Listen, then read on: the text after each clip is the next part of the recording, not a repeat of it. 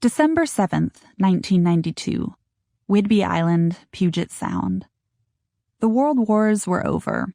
The other wars were over. Korea, Vietnam. The Cold War was finally over, too. The Whidbey Island Naval Air Station remained. So did the Pacific, its waters vast and fathomless beyond an airfield named for an airman whose body was never found.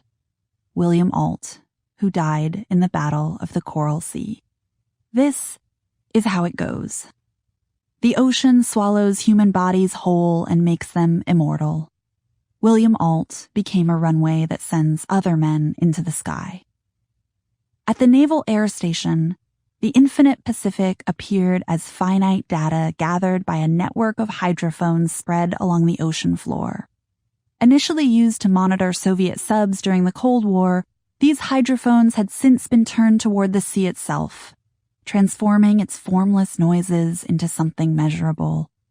Pages of printed graphs rolling out of a spectrograph machine. On that particular December day in 1992, Petty Officer Second Class Velma Ronquille heard a strange sound. She stretched it out on a different spectrogram so she could see it better. She couldn't quite believe that it was coming in at 52 hertz. She beckoned one of the audio technicians. He needed to come back, she said. He needed to take another look. The technician came back. He took another look. His name was Joe George. Velma told him, "I think this is a whale." Joe thought, holy cow, it hardly seemed possible.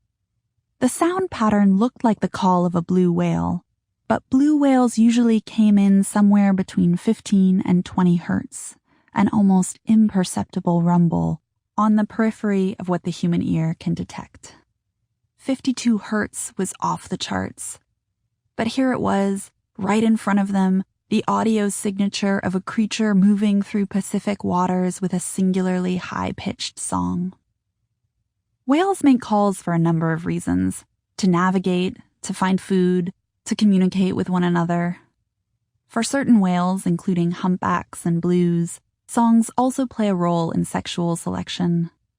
Blue males sing louder than females, and the volume of their singing, at more than 180 decibels, makes them the loudest animals in the world.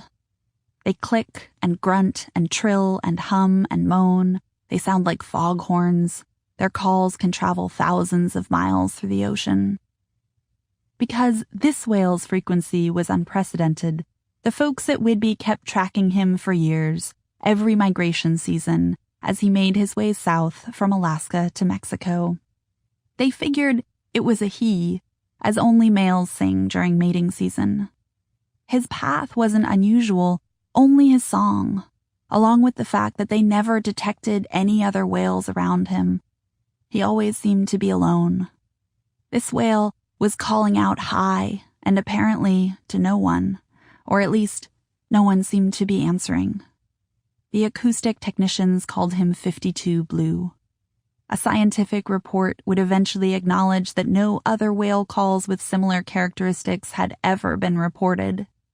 It is perhaps difficult to accept, the report conceded, that there could have been only one of this kind in this large oceanic expanse.